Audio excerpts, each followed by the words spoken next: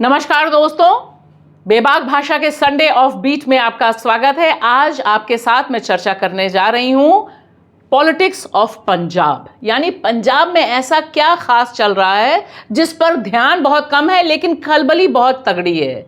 देखिए, जिस तरह से शिरोमणि अकाली दल के मुखिया सुखबीर बादल को तनख्या घोषित किया अकाल तख्त ने और कहा कि आप दोषी हैं। 2007 से लेकर 2017 के बीच जो आपने किया वह सिख धर्म की परंपरा और धर्म के अनुशासन के खिलाफ था। अब आपको आकर मत्था टेकना होगा और माफी मांगनी होगी। यह बड़े पैमाने पर सुखबीर बादल और उनकी जो पूरी की पूरी पार्टी की लाइन है उस पर एक बहुत बड़ा सवाल पेश करता है, क्योंकि तनख्या घोषित करना यानी यू आर गिल्टी। तकरीबन यह माना ही जा रहा था, जो लोग पंजाब की पॉलिटिक्स को जानते हैं। और पिछले दिनों जब मैं पंजाब गई थी, हर तरफ यही चर्चा थी कि अब जल्द ही अकाल तख्त यह फैसला सुना सकता है। इसके पीछे की पॉलिटिक्स बहुत ही दिलचस्प है, क्योंकि सबसे पहले अब जिस तरह से सुखबीर बादल ने कहा कि बिल्कुल मैं जल्दी ही आऊंगा, शीश नवाऊंगा और अपने किए की माफी मांगूंगा, क्या इससे पंजाब की पॉलिटिक्स और शिरोमणि अकाली दल उसकी पॉलिटिक्स में कोई फर्क पड़ेगा? निश्चित तौर पर फर्क पड़ने जा रहा है, क्योंकि अकाली दल पूरी तरह से एक्सटिंक्ट यानी गायब होने के कगार पर पहुंच गया है। अगर पॉलिटिकल फैक्ट्रम देखें तो जिस तरह से सुखबीर बादल के खिलाफ अकाली दल में घमासान मचा हुआ है, जिस तरह से बीबी जागीर कौर और बाकी लोग खुलकर बोल रहे हैं कि सुखबीर बादल दरअसल पार्टी का नुकसान कर रहे हैं, और ऐसे में सिर्फ 3 विधायकों का पंजाब विधानसभा में होना और लोकसभा में रो रो कर 1 सीट का जीतना बहुत बड़ा सवाल पेश करता है कि पंजाब की पॉलिटिक्स, जो दरअसल सिख पॉलिटिक्स से गहरे तौर पर जुड़ी हुई है, उसका भविष्य क्या होने जा रहा है। इस जलते सुलगते मसले पर हमने, जब मैं वहां पर पंजाब गई, वहां के कुछ ऐसे लोगों से बातचीत की जो पॉलिटिक्स में सीधे सीधे नहीं है, ना चुनाव लड़ते हैं ना लड़वाते हैं। कोई कल्चरल एक्टिविस्ट है जैसे अमोलक, बहुत लंबी पारी खेल रहे हैं Amolak as a cultural political activist. उन्होंने जिस तरह से परत दर परत पंजाब पॉलिटिक्स पर बात की, उससे समझने में मदद मिलती है। उसका हाल ऐसे हुआ कि उसने अम्ब्रेला ली थी धर्म की, और उसने जो अम्ब्रेला ली थी पंजाबियत की, उसने जो अम्ब्रेला लिया था ये बात करने का कि वो फेडरल की बात करते हैं, पीपल की बात करते हैं। पिछले समय से हालात ने उनको इतना कंपेल कर दिया कि उनको एक पोजीशन लेना पड़ेगा। मान लीजिए जैसे जब खेतीहरा कानून लागू हुए तो उन्होंने भी उसके ऊपर साइन किए, उनको सपोर्ट किया और पंजाब में रैलियाँ निकाली, लोगों को बोला कि ये लाज ठीक हैं।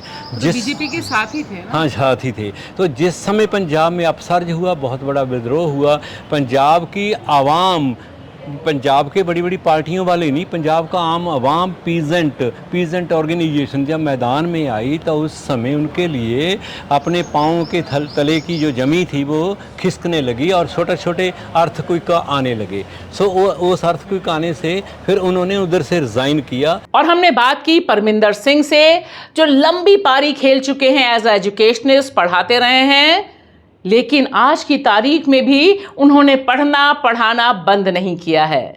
यहाँ की जो रीजनल पार्टी को कहा जाता है कि वो प्राइमरीली सिखों की पार्टी है, इसलिए ये कहना अपने आप में सच्चाई से दूर नहीं होगा कि पंजाब के कॉन्टेक्स्ट में और हिंदुस्तान के कॉन्टेक्स्ट में ये regional party is essentially a communal party. कि जो सिख कम्युनलिज्म है, जैसे there is one thing that you call Hindu communalism और हिंदुत्व, सिमिलरली इन पंजाब और in today's Punjab, which is a smaller part of the earlier Punjab, here you have a very strong element of what you call A Sikh communal politics. Akali Dal उस politics को represent करने वाला है।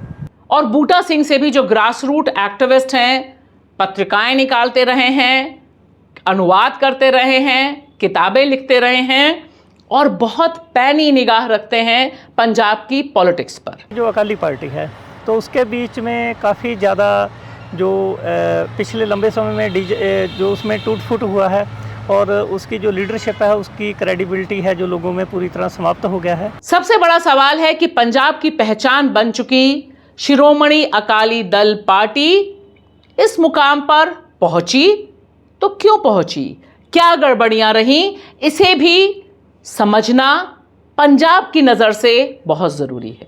अकाली दल वाले ना तो बाबा नानक के साथ उनका कोई रिश्ता नाता है, तो ना ही कांग्रेस का कोई रिश्ता नाता आम लोगों दलितों के साथ है। जो पहले बातें थी प्लाट की या दूसरी आटा दाल की, वो बातें दूर की बात हो गई, तो वो एक्सपोज होने लगी। तो उससे क्या हुआ, पंजाब बहुत कुछ मांगता है। पंजाब में इतनी बड़ी गिनती में ड्रग चल रहा है, लोगों को ये पता है, ये कांग्रेस भी, अकाली दल भी, अब वाली सरकार भी, वो भी इसको रोक नहीं पाई। तो अकाली दल में इसलिए बहुत बुरी तरह एक्सपोज हो गए लोग कि मजीठिया जैसे और सभी ऐसे बहुत से लोग हैं जिनका हाथ उनमें, लोग मानते हैं कि उनका भी उसमें हाथ है। पंजाब धरती है आंदोलन की, पंजाब धरती है उस तीखे तगड़े आंदोलन की जिसने प्रधानमंत्री नरेंद्र मोदी को कदमों पर झुका दिया, कदम पीछे घसीटने पड़े, 3 कृषि कानून वापस लिवाए पंजाब के किसानों ने।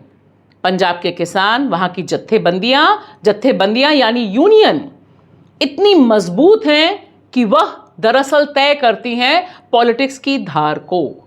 यह समझना भी बहुत जरूरी है। 2 मुख्य इशू पिछले समय पंजाब में उठे हैं। एक तो किसान आंदोलन, जिसमें जो अकाली दल है, इन्होंने पहले जो 3 खेती कानून थे उनका सपोर्ट किया, लेकिन बाद में लोगों के प्रेशर के बाद में इनको वो वापस लेना पड़ा और बाद में ये किसान आंदोलन के पक्ष में बोलने लगे, जिसके चलते जो पेजेंट्री है जहाँ पंजाब के ज़्यादातर लोग हैं उसमें ये बुरी तरह एक्सपोज हो गया। दूसरा इसका जो है कि जो सैक्रिलीज का इशू हुआ है, जो सिख रिलीजियस स्क्रिप्चर्स हैं, जो ग्रंथ हैं, उसका जो बेअदबी हुआ वक् जगह के ऊपर, उसको लेकर उस समय अकाली दल की पंजाब में सरकार थी और उस सरकार ने इसके ख़िलाफ़ में कोई मतलब उसका कोई इन्वेस्टिगेशन नहीं किया, उसके लिए कौन लोग जिम्मेदार थे उसके ख़िलाफ़ कोई कार्रवाई नहीं किया और इसकी बजाय जो कुछ सिख ऑर्गेनाइजेशंस उसके ख़िलाफ़ में उसकी इन्वेस्टिगेशन की मांग कर रही थी, जहाँ एक अपने तरफ से अपने तरीके से आंदोलन कर रही थी, उसको दबाने के लिए उसके ख़िलाफ़ में पुलिस फोर्स का यूज़ किया और उसमें लोगों के ऊपर गोली चलाया। पंजाब की जो सेंटिमेंट्स हैं, जो सिख कम्युनिटी है ख़ासकर, उसमें जो इसके ख़िलाफ़ में काफ़ी गुस्सा है। तो इसके चलते वो उसका जो सोशल बेस है, जो पॉलिटिकल बेस है, उसमें वो कमज़ोर हुआ है और दूसरा इसी के चलते उसका जो नतीजा है कि इलेक्शन में अकाली दल का बुरी तरह सफाया हो गया। तो ये दोनों मतलब जो लेजिस्लेटिव असेंबली का इलेक्शन हुआ उसमें अकाली दल को बुरी तरह डिफीट हुआ और उसके बाद में अभी आप इस इलेक्शन में भी देख सकते हैं कि अकाली दल का जो अपना सीट है, बठिंडा सीट, उसको छोड़कर बाकी जगह के ऊपर इनको किसी जगह में भी कोई रिस्पांस लोगों की तरफ से नहीं मिला है। ये अपने आप में एक बड़े पॉलिटिकल क्राइसिस को जन्म देने वाला है। इसी के चलते जो अकाली दल में जो इतना कन्फ्लिक्ट चल रहा है और उसका जो सारा इस समय मुख्य फोकस ही इस बात को लेकर है कि सुखबीर बादल को हटाया जाए। सो जो दूसरे लोग हैं जो सुखबीर बादल, क्योंकि इन पार्टी में सबसे बड़ी प्रॉब्लम ये है कि अनडेमोक्रेटिक तरीके से चलाई जाती हैं। एक वन मैन शो किस्म का पार्टी रहता है, जो लीडर ऊपर से बोलता है वही नीचे उसको माना जाता है।